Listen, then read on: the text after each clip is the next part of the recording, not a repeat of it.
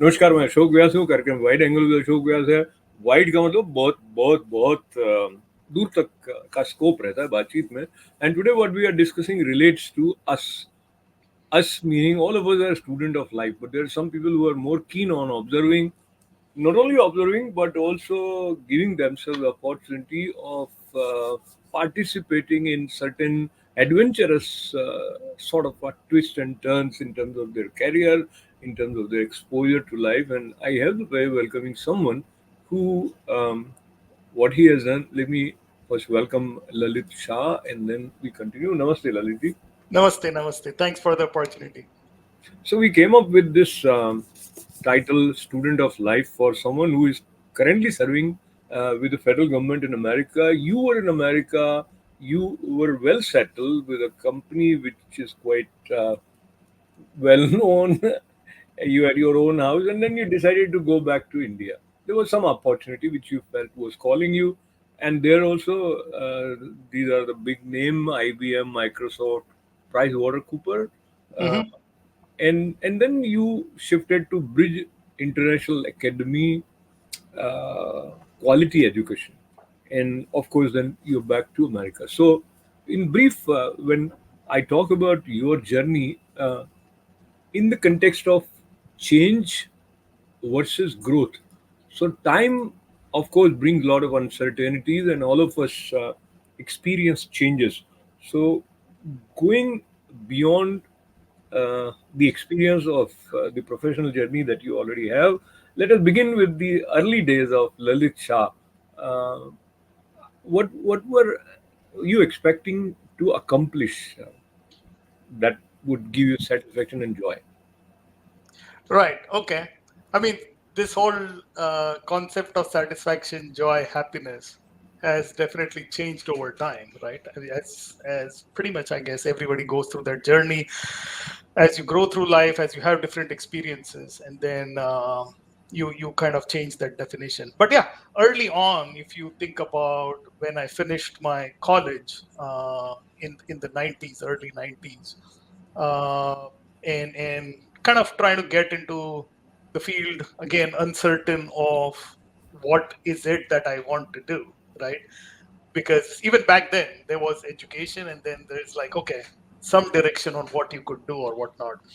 So yeah, initial 2 3 years of struggle of what is the right thing to do, what not. Kind of gave a path towards I am an electronics engineer by education, so I've done my bachelor's in electronics. Tried to kind of get into the relevant field, but that's when I figured out that okay, my aptitude is somewhere better. So if you think about change, I mean that's probably the first kind of change that came to my life is like uh, software programming is where my aptitude was. So I was like, okay, I mean, if this is something I like, I dropped what I was doing, went back to school, did some more education in the software field, and then came back into working as the software engineer, right? Now, what are the ambitions at that 20, 22, 25 age, right? I mean, it's all about like, okay, doing something in life, of course, making money, kind of building that, I would say, support for yourself and learning a lot, right? It's always been like, okay, how can I explore something new? How can I learn something new and just constantly kind of grow in that journey? You'd be surprised that I'd even considered merchant navy, because what had attracted me to that career was I get to go to so many different, I would say, places in the world, and probably learn things from the different cultures and the different places that you go to. But anyway, I mean, life was good to me. So after a few years in India, I did get a break, and then I came to the US in '95. I jokingly say I landed here on the August 15th, 95, and within the friend circle, I jokingly say that's the day I lost my independence instead of gaining my independence.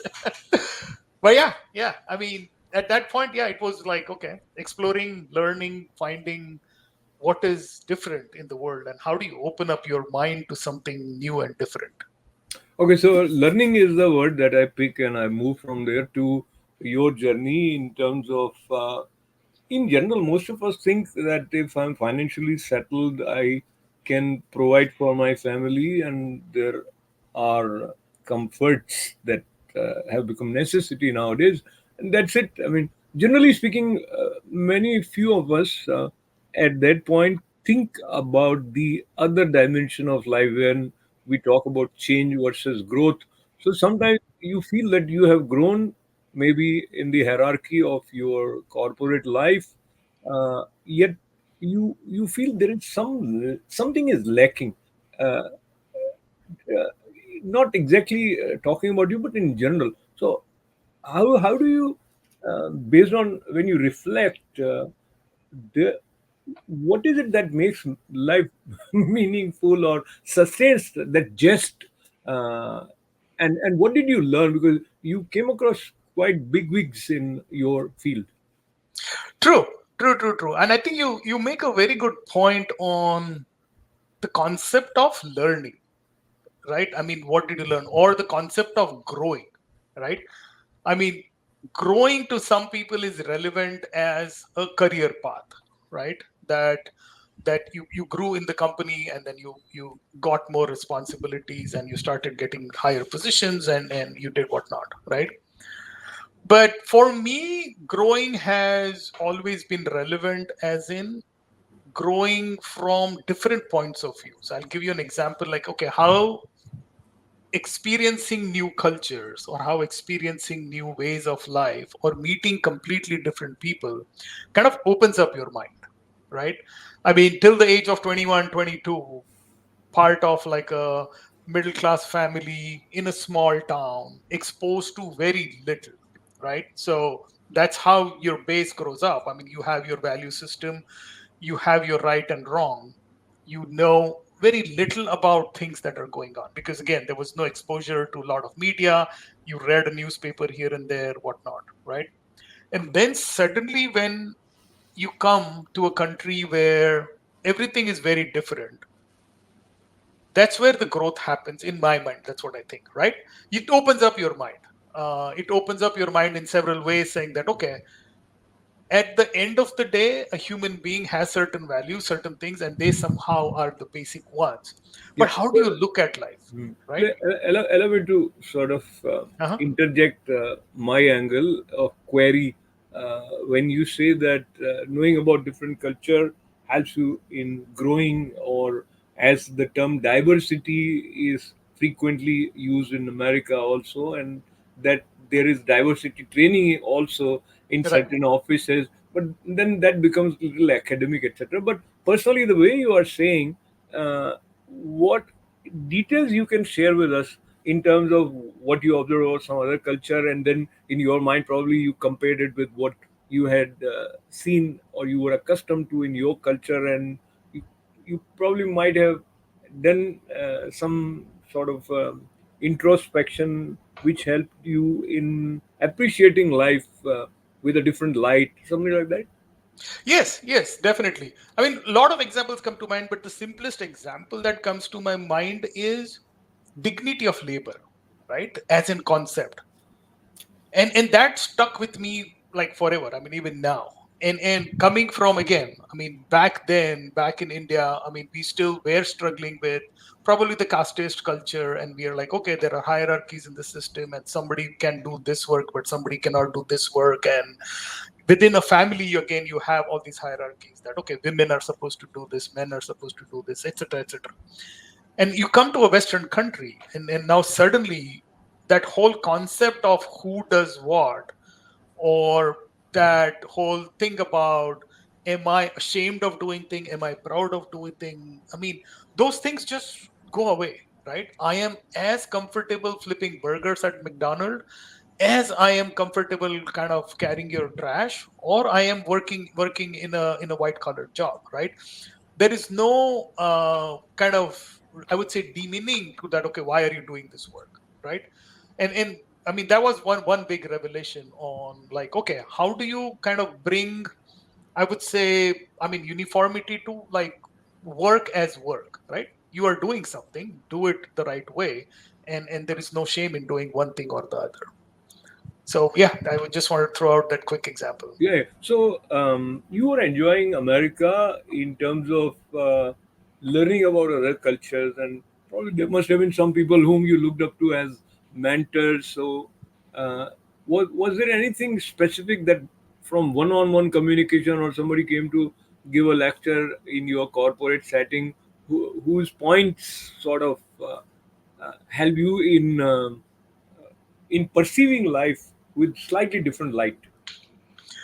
Sure, definitely. I got a lot of opportunities more in India, actually, in the more than the US, to kind of interact or listen to a lot of these, I would say, quote unquote, successful people in their field and how do they approach life and stuff like that.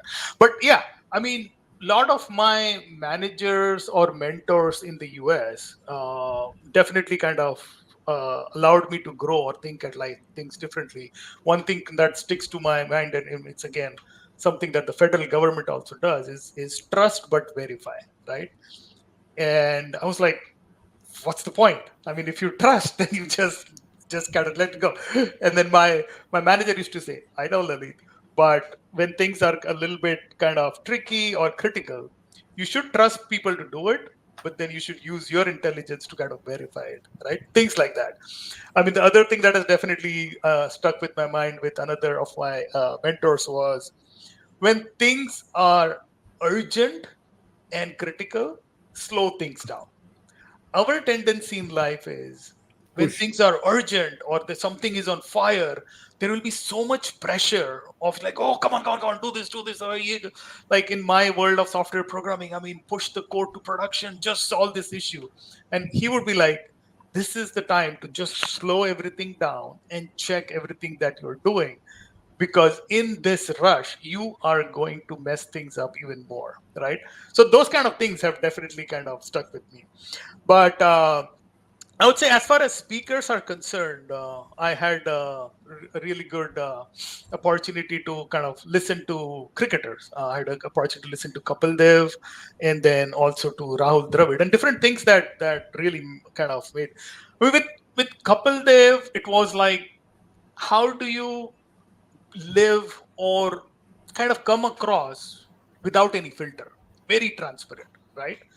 The whole thought process. And he was giving some examples. I mean, the most famous example of the Vivian Richards hitting that shot and him running behind and taking the catch. He's like, a lot of people ask me, मतलब आप सोच क्या रहे थे? And he's like, सोच कुछ नहीं रहे थे. I just was focused on that thing that, okay, I have to take that catch. And it kind of became a historical thing, right? But he shared some of his life experiences of like, okay, not being a native English speaker to kind of still being part of the whole thing, and how just being confident, transparent, and just being yourself, right? So that stuck with me, that okay, you really don't need to come across as a different person than what you are. It's okay to be the way you are, as long as you believe in yourself and you show that confidence that okay, it's okay to be over there. And with Rahul Dravid, it was all about being humble, being modest, being meticulous, being a great planner, and believing in people and the teams and stuff like that. I mean, his thing was like, he was gentleman on the field, gentleman off the field. But the learning that I took from him is like, okay, be modest, be humble. I mean, Yeah. that is what So will stick you to the ground. beautiful. So, since the example of cricketers, or rather their essence of life you shared, I, I, I think they might have also mentioned something about team spirit, Yes. and there are some parallels in terms of the team spirit in whatever organization you are working for. So there is a collective responsibility, as well as for the organization to succeed, everybody needs to chip in their own way, and there these personality clash or sort of dealing with people's ego, etc. And I would also add, earlier while you were saying don't, well, it is urgent, don't rush things. So that also creates a kind of stress in mind. So talk to me about both. First, about the importance and the secret of maintaining or developing team spirit, and then how deal with stress. What did you learn?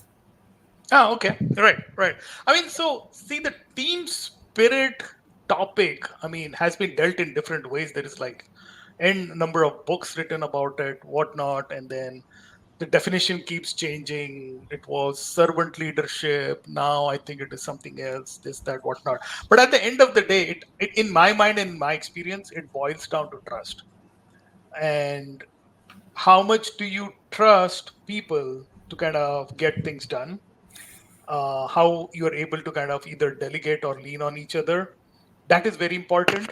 And the other thing is very important is, I would say, if you're in a hierarchy. So if I had people reporting to me, or if I was reporting to somebody, that whole concept of do I have your back? Because no matter what, you are going to screw up. There will be an incident where you will do a mistake and something will fail. Now, is your manager going to back you up, or you as a manager, do you have the courage to kind of stand up and say that, okay, as a team, we failed. It's not like this person failed or this person messed up, right? Once you start kind of building that kind of culture, then there is always that trust. The people that work with you will trust you that this person has my back. They will give their 110% to kind of get things done. And I think what has worked with me all the time is purpose. We all work in different organizations, in different things, whatnot. We, many times, at least I have seen, we do not take the time to define that small purpose of like, okay, at the end of the day, why are we doing this, right?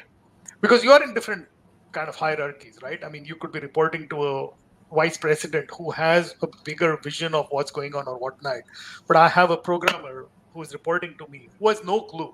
Like, okay, you have to write this lines of code and it has to be done on Monday, but nobody takes the time to tell him, ki bhai, if you don't do it on Monday, or if you do it on Monday, this is what the impact is and this is how you will make a difference. So kind of always take time to kind of define that purpose, like, okay, why are we doing this at the end of the day? And it could mean different. I worked at Microsoft.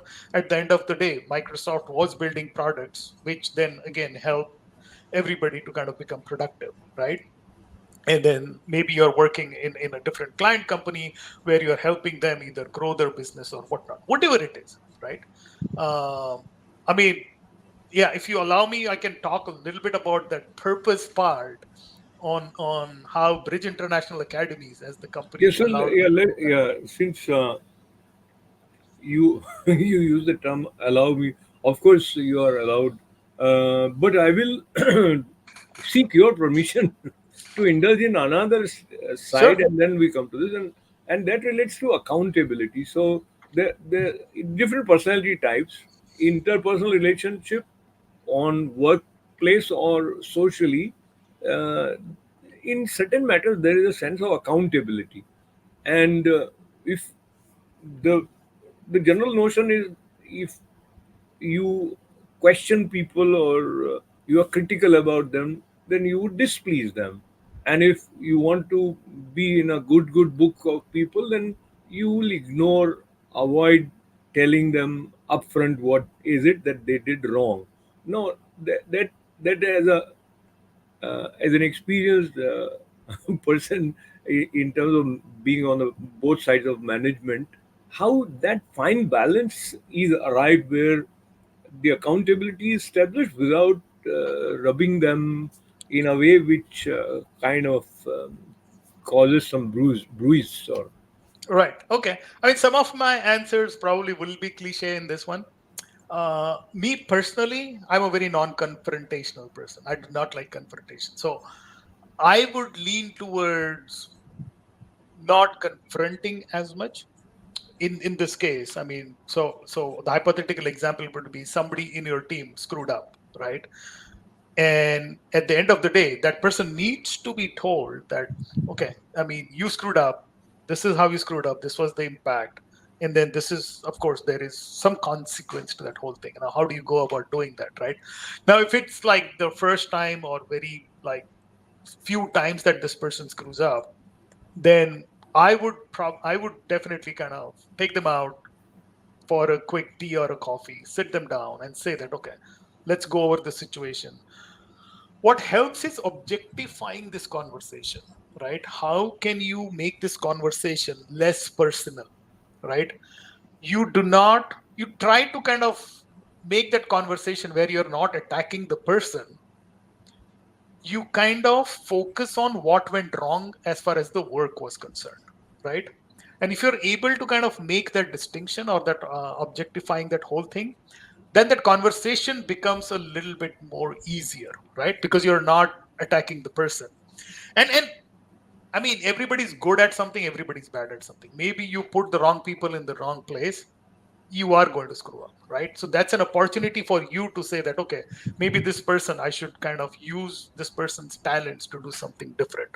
But that has been my way of kind of telling the person that, okay, this was the mistake. How can we, I mean, I I got would it. actually, Yeah, I always ask that person that, help me, how can we fix it? Rather than telling this person that this is how you should fix it, right? And that allows that person to again grow and think that, oh yes, I mean, yeah. I I am think, getting an yeah, opportunity. I'll take the liberty of rephrasing what you said.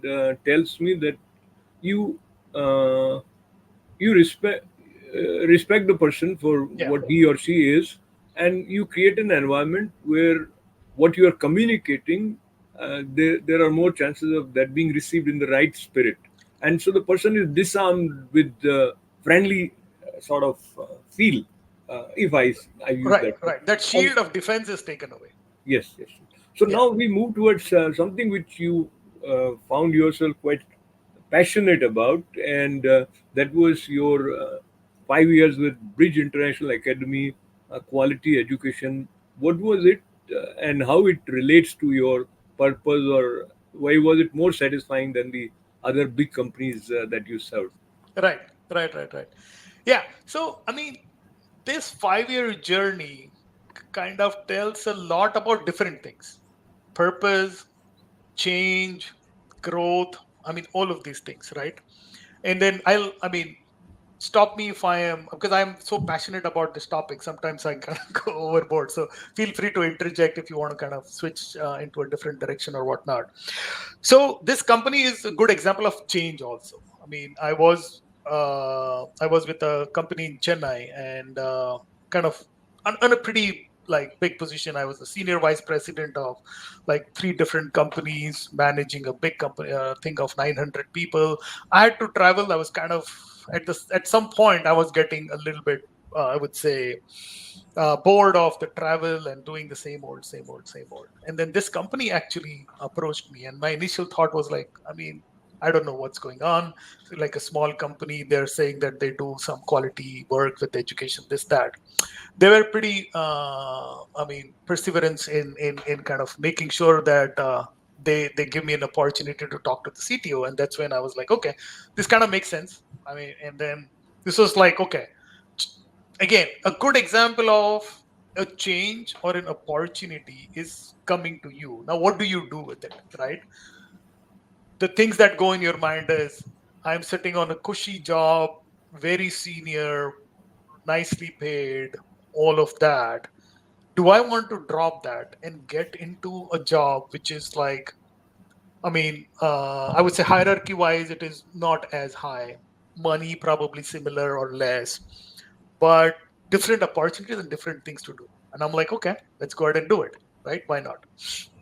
And it was like the best time in my life that I had.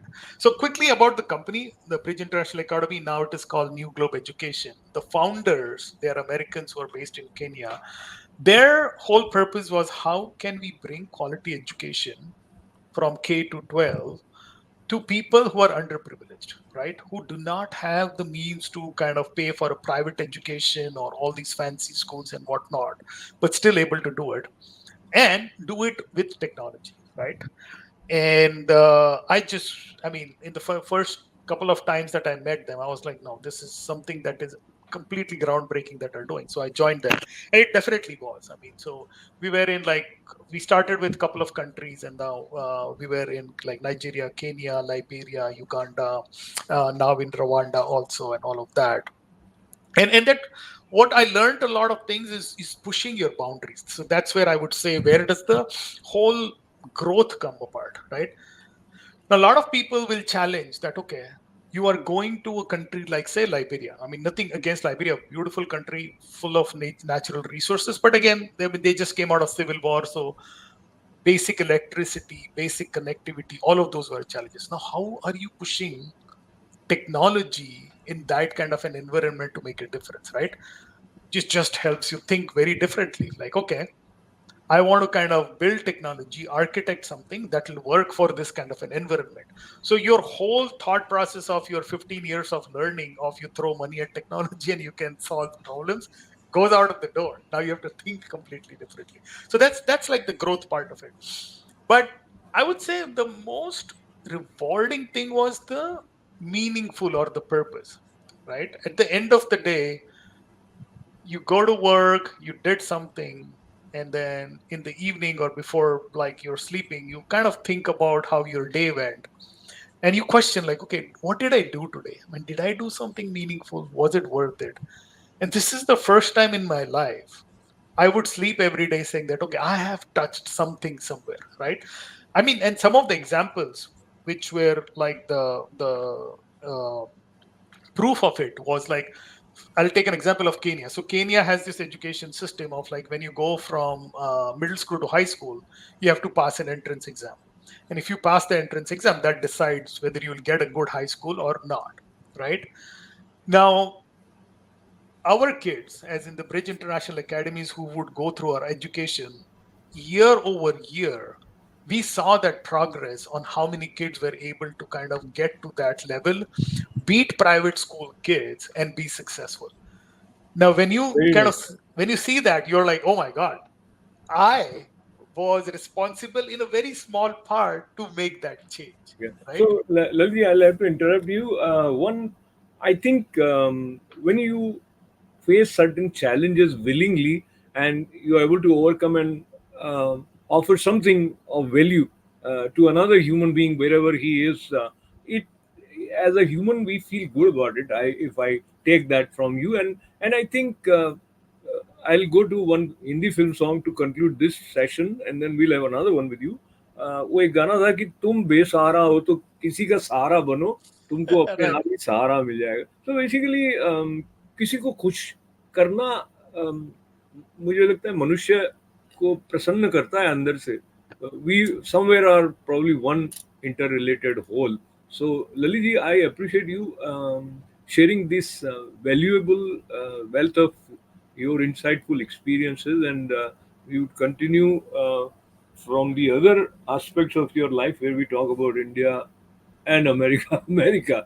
Okay. But with lots of good wishes for now. Thank you very much.